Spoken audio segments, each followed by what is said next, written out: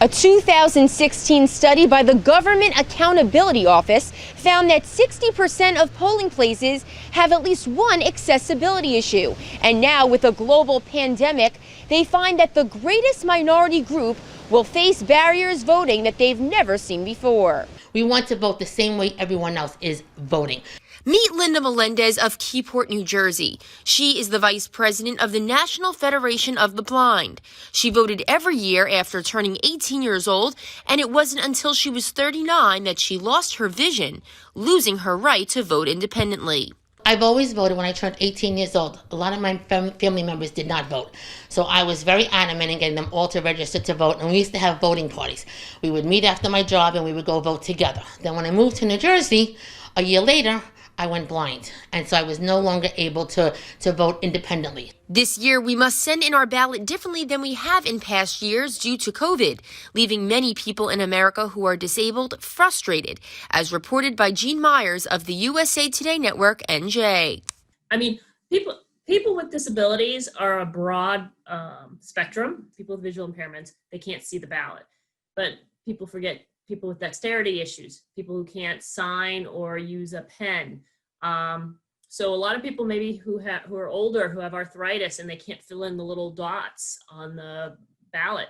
Deaf community, voting is not as big of an issue because their disability isn't necessarily affected by paper ballots or by voting machines. They can just go in and read the paper ballot and fill it out appropriately. Linda explains that by not being able to vote independently presents a variety of challenges. If I do it myself and I don't put the ballot in the envelope, it gets discarded. If I don't sign it properly, it gets discarded. But this time to vote, I couldn't go to the poll. I couldn't go. I couldn't do it all by myself. So my son had to sit with me, and he put the choices down that I told him to. Now, I'm lucky that my son put down the choices that I want. We take a chance when we ask someone else to put in our selections. Are they putting in what we want them to put in, or are they putting in who they want to vote for? So I'm losing my privilege to vote. Mary Saccone of the Disability Rights NJ explains that legally, every polling place must be accessible for all. All polling places must be accessible, meaning that there must be an accessible route of travel to the polling the polling place where the machines are.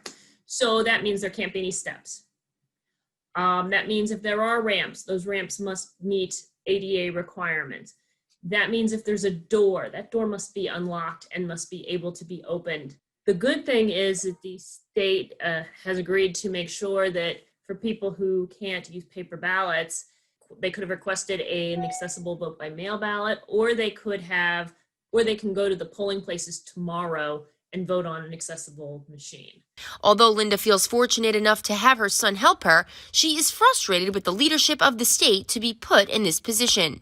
They need to understand the position that we are in. Sometimes we get so involved in what we have to do that we need to take a step back and say, we are the leaders and the politicians of this county, this town and this state, and what can we do to have our disabled community, not just blind, but our disabled community able to live the life the way that we live the life.